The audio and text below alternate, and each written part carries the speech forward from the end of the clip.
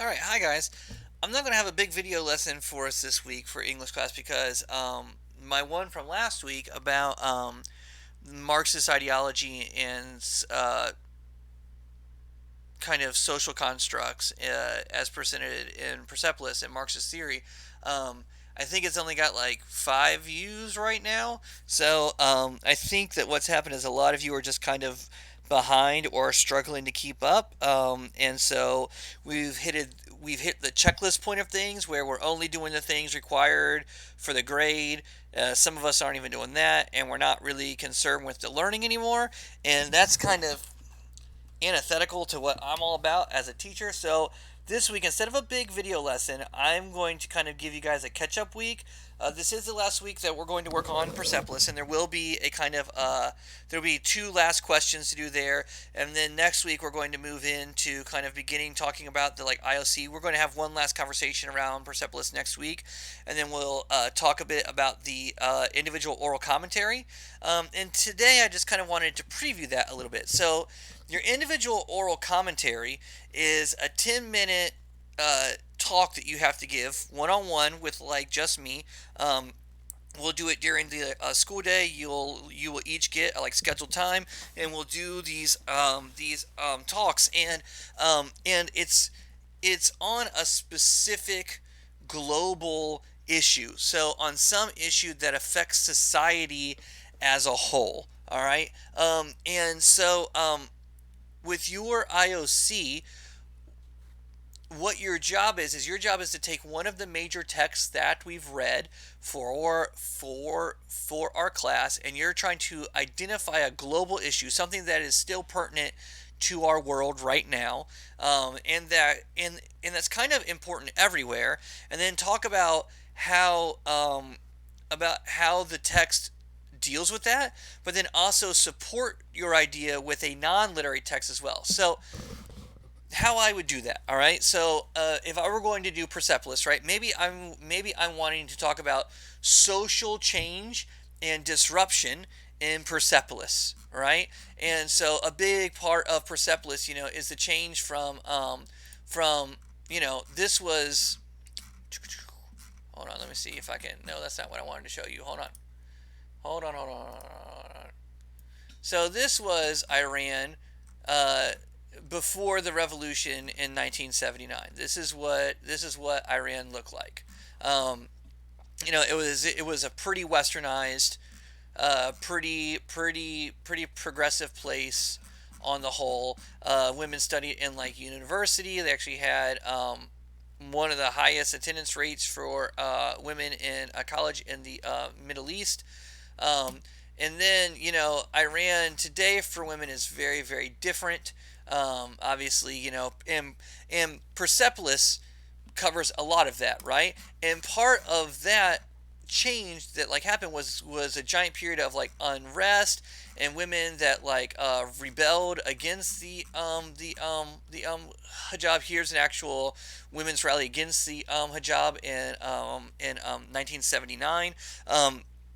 And I'm not trying to make a political statement or a statement for or against where Iran is now at all. What I'm trying to talk about is how the book Persepolis deals with social change and social unrest, right? And that is what a large part of the book is talking about, is how a society deals with change, deals with an unhappy population, and how social change often arises out of this kind of unhappiness. And so maybe I identify that as a major theme in Persepolis, and I want to talk about that in our world today and how we're seeing that now, right? And so, in our world today, we have a lot of social unrest, a lot of dissatisfied people that are bringing their grievances out in protest, so on and so forth. And I found this article. Where did it? So I found this article about how Iran, after the George Floyd murder, was actually tweeting support for the Black Lives Matter movement.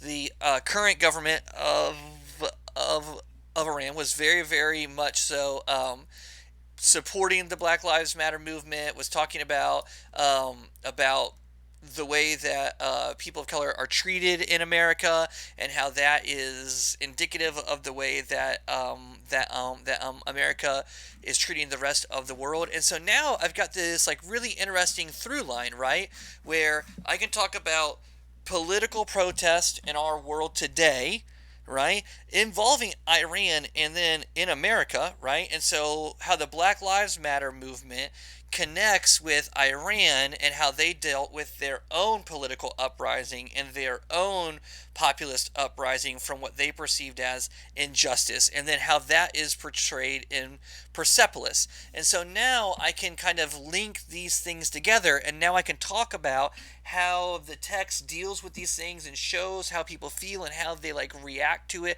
I might look at specific chapters from Persepolis, like the chapter "The Veil," where they first tell the girls in school that they have to wear hijab, and then how they play with them on the playground, right? And then I might contrast that with the more serious rebellion that maybe her family was involved with, that led to their imprisonment, so on and so forth. And so I can then pull these out. So I'm using one non-literary text, which is my article here, right? And then my literary text, which is Persepolis, to talk about the theme of social unrest and societal change.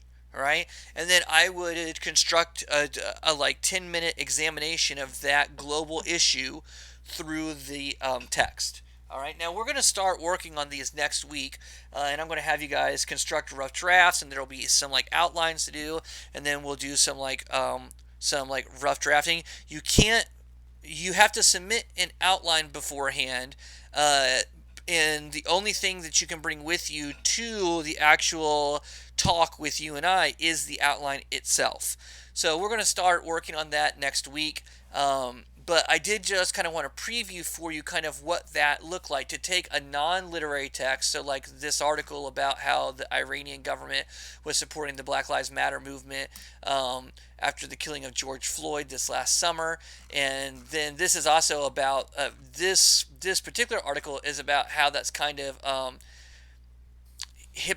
hypocritic because of the way that Iran itself deals with protest and deals with social unrest in its own country right now. And so it's like hypocritical to encourage the protest and the unrest in America whenever they have a very authoritarian approach to shutting down protests in Iran. But I like the way that it was able to pull these threads together, right? And so, I mean, you could do the same thing with like gender roles or like gender expectations in America and in Iran, and then as those roles are presented in like Persepolis, there's all kinds of things that you could do here. But I just wanted to kind of preview how you could kind of pull those threads together. Progress report grades are due this week, so please make sure to get your work turned in. I'm missing some stuff, so please make sure that you are caught up and that you're getting stuff turned in.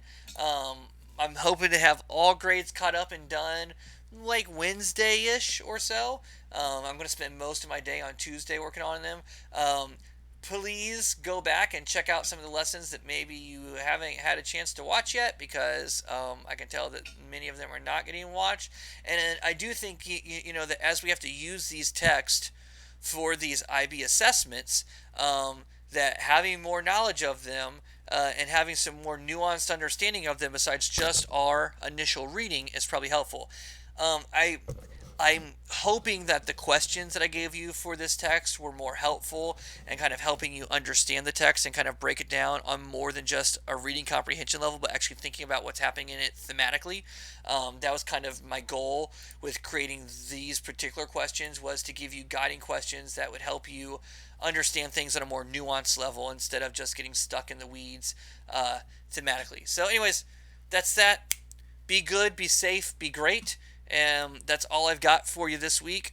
Again, just a short little 10-minute thing, and then you've got your weekly work to do. So please make sure to get caught up, get your grades turned in, use the time that I'm giving you effectively, so that way we can all pass and we can all get moving on. All right. Um, so yeah, that's it. See ya.